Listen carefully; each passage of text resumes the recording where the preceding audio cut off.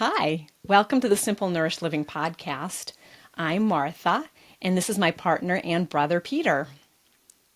Hello. Hello. How you Hi. doing? I'm good. How are you today? Good. So this is podcast number 3. Yes, we're moving right along. We're moving right along. We're sticking with it. We haven't given up yet. No We're gonna yet. not No yet. yet. No, we're not quitters. We're gonna just keep hanging in there. So today we have a question that was submitted that we're going to address. But before we get into that, so what's new and good in your world? Well, it's another week. It's a little warmer, so that's Uh-huh. nice. I'm in Southern California and the winds have died down somewhat, but they're supposed to be picking back up again. And there is a chance of rain, I think, maybe this weekend. Yeah, I So saw fingers that. fingers Right. crossed that but I've found, you know how we have a recipe. Well, I guess it's pretty well known in the Weight Watchers world, the pumpkin puree chocolate cake mix. Like you did the muffins, cookies. Well, I came across a sort of riff on that recently, Uh-huh. where it's a small batch cookies done in the air fryer. Oh, fun. So I got the ingredients and I was hoping to work on that today, but I haven't had time, but that's something I'll hopefully do in the next couple days. And being a small family of 2, I love baking, but we neither of us like having lots of sweets around. Yeah. So I think this makes either 4 or 6 cookies. And Cool. I love using my air fryer, but I don't think I've really tried baking in it yet. So I'm curious to see how they turn out and if it really is as easy as it looks like it is. Well, fun. That's fun. I mean, yeah, pumpkin puree is really one of those magical secret ingredients, right? That gets replaced, used as a replacement in many different baked Hmm. recipes. Just cutting, Hmm. cutting, and you're not only, cutting away calories, but you're adding like nutrition, which is the more nourishment and the more nutrition we can give our bodies, I think the happier they are. And it's easy to swap too, because if you don't like chocolate, you could use vanilla, you could use a spice Right. cake. It's so simple Yeah. to adapt. Very fun. And I think like the air fryer, I treated myself to a new air fryer for Christmas, my Christmas gift to myself, and I'm having fun with it. It's Oh, sort of good. like, I feel like you have to keep finding ways to make cooking fun. And forever I've said like my slow cooker, I just love it because it's so easy. Instant Pot, sort of still kind of a love hate because I feel like it needs a little more attention maybe than I have sometimes. But air fryer, this particular air fryer, yeah, it's I'm having a lot of fun with it. I roasted my first batch of potatoes. I mean, Oh, cool. am I excited that potatoes are like as an Irish girl that potatoes are now 0 points on Weight Watchers? So yeah, so I just roasted potatoes in it recently and had bought a rotisserie chicken. So talk about an easy dinner, right? Just roasting the potatoes, carving up the rotisserie chicken and making a bag of salad. And it's like Hmm. Right. dinner. I mean, dinner doesn't get much easier than that. And so Right. yeah, And you so could probably throw even some like broccoli florets in with the potatoes. And absolutely. Absolutely. it's Yep. so what I like about the air fryer is I agree with you on the Instant Pot. I love it, but I'm comfortable, but I'm not comfortable experimenting with it. Where the air Okay. fryer, I'm at the point now where I feel like I'll pick an ingredient, pick some spices, and I feel comfortable just sort of playing around Right. versus following something strictly step by step, which is where I'm still at with my Instant Pots. Yeah. And at the air fryer, and I think there have been, I noticed a few questions that have come in from readers for suggested topics. And I think there Hmm. were a couple, people wanting more air fryer recipes. And that's going to be something to consider because what I'm hoping to help people understand is you don't really need a recipe specific to the air fryer. You just have to think of it as a different device and kind of understand some of the ins and outs. And I think that's going to create a lot of flexibility and freedom for people if they just start thinking of it as like a mini oven so that anything you can cook in the air fryer, anything you can cook in the oven, essentially you can Hmm. cook in the air fryer and just helping people understand that it doesn't have to be recipe specific. And that Right. can just give you lots more freedom because you can start, it's like, well, any sheet pan recipe, right? But if you were Hmm. making just, you wanted just enough for one or two, it would totally work. So Yeah, I think I read somewhere it was the air fryer was described as a small countertop convection oven right, which with is the hot air blown around and yeah. yeah. And it's self-contained, which makes it nice. I mean, it's easy to clean. It's right on the counter. It's great for like one or two, Yeah. right? And it makes it fun. So yeah, so there will be more about the air fryer Cool. to Looking come. forward to it. Yeah. All right. So shall we move on to our question? Yes, absolutely. I will read it. Okay. One moment. So this question came in from a reader from Simple Nourished Living. Her name is Patty. And her question or a comment is, I believe Weight Watchers is the best, most sensible way to lose and maintain one's weight. I have followed Weight Watchers on and off since 1978. My question might be unusual. Over the years, I have noticed that when I am heavy, I don't realize how heavy I truly am. And when I am slim, I never feel slim enough. Back in 1979, I weighed 106 pounds. I was 5 feet 1 inches tall. Yet I still believed my thighs were huge. I look back at pictures of me growing up and I was not heavy, but I was told I was. Is there a name for this? How can people overcome this? Thank you so much. I really enjoy your site. That's, I mean, a really heartfelt question, and one that I totally related to. And I know she said, is there a name for this? And I almost think it's called like being human. Because I don't think it's maybe as uncommon as we think it is. We have these thoughts inside of our heads and we think that we're unusual and we're the only people to have them. And then you put it out into the world. And I think we're going to find out a lot of people have had this experience. I know I have. I mean, it just totally resonated with me because what got me to Weight Watchers in the first place back in the early 1990s was not necessarily how I felt. It was seeing a picture of myself. So I knew my clothes were getting tight, but I wasn't one to weigh myself, and I felt okay. And I think weight goes up and down so gradually that it's not like you suddenly have this major shift in how you feel. It's just not how it works. And again, I'll go back to mindless eating around that, where he basically said that we need, what was the word he used? I'm going to have to look at my notes here. That we need reference points, almost benchmarks and reference points to know whether we're gaining weight or not. That's why you get on the scale, right? Or from how your clothes are fitting. Fitting. That's what I Right? personally use. Yeah. Right? The belt, suddenly like you're having to move your belt in or belt out, the belt notch. I mean, so you need these outside reference points because in and of itself, we don't really feel it. We might feel, the way I sometimes will feel it is like on my yoga mat.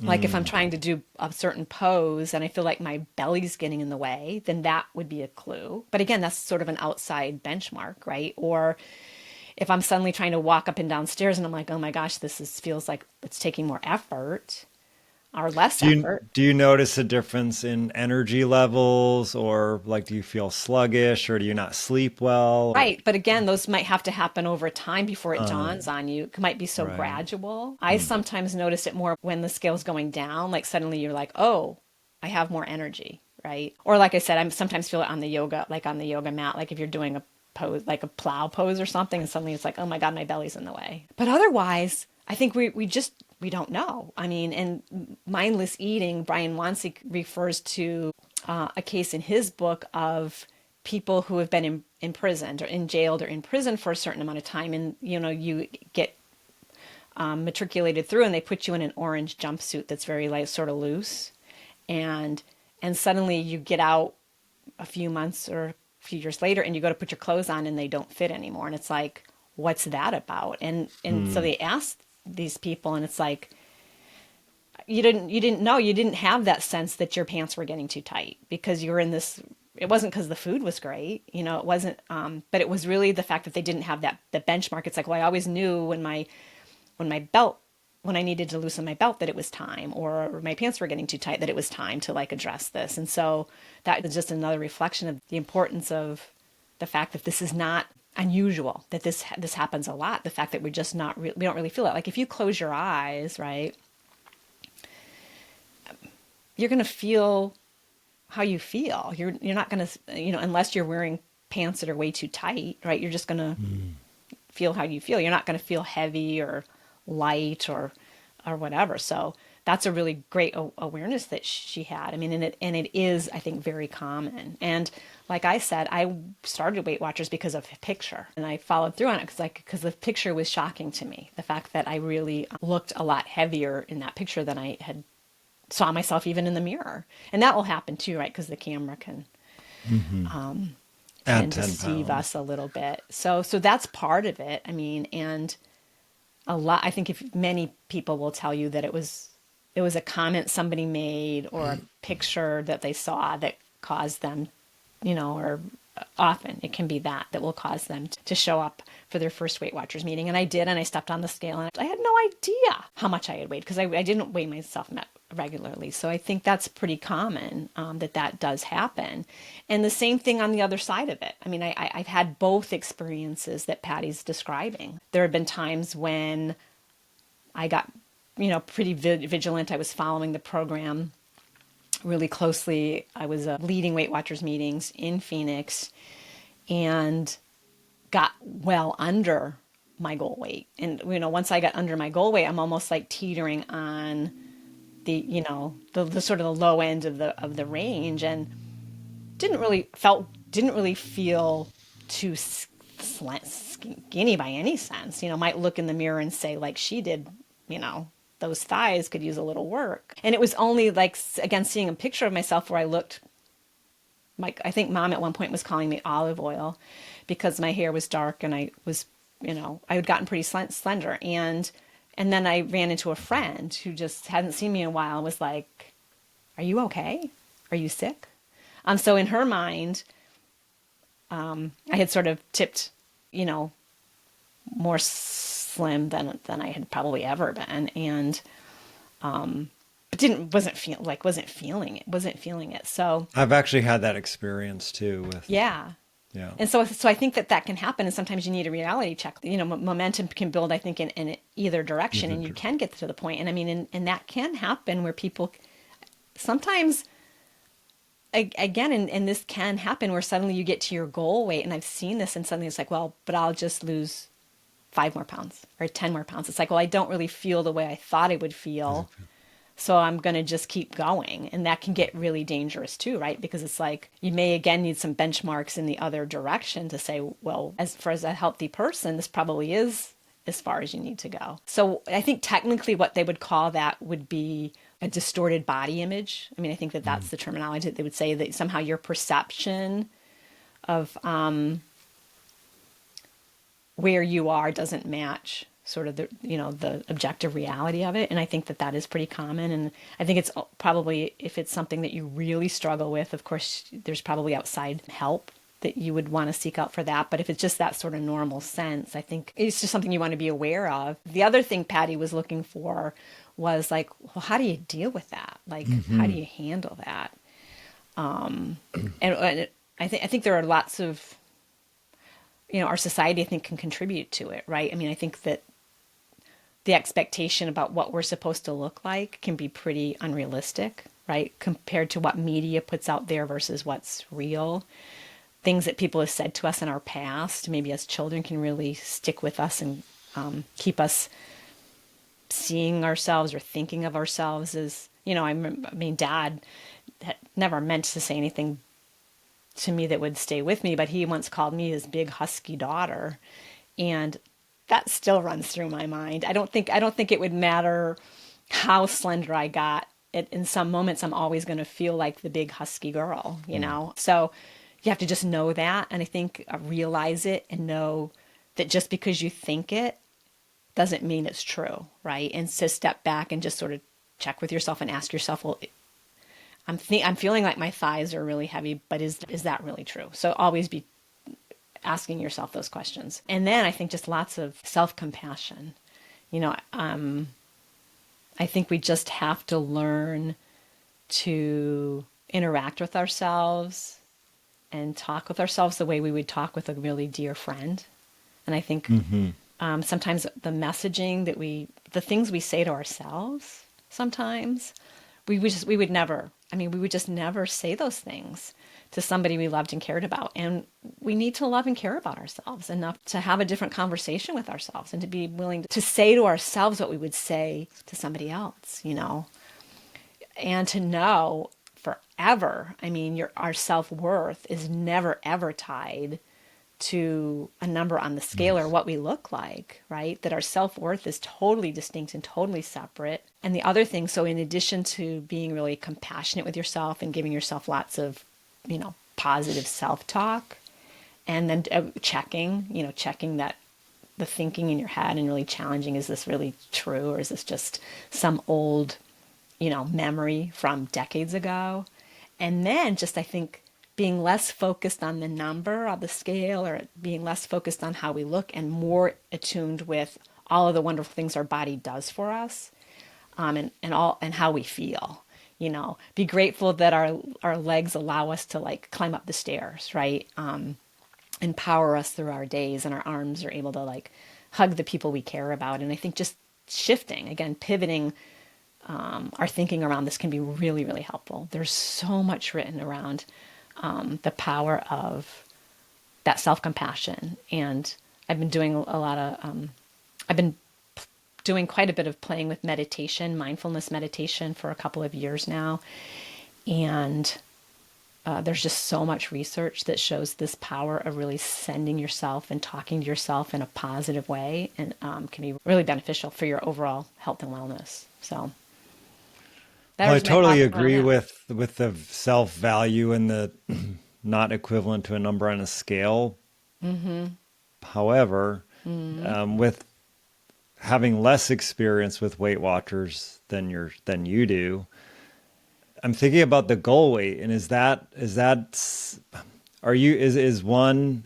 any Weight Watchers member free to pick whatever goal weight I mean, are there guidelines? Because at the end of the day, the Weight Watchers program is still about achieving that target. Right. And that's a really good question. And so, and I don't know if because I haven't been like a Weight Watchers leader in many years now, and I don't know if they've changed it, but when I was there, basically there was a range, like what was considered a healthy range, which I think would be based on BMI. So there was a very generous, healthy range for your given height. And you were welcome. You choose your weight, you choose your goal based on that healthy range. Okay. Now, if for some reason you wanted to choose a goal weight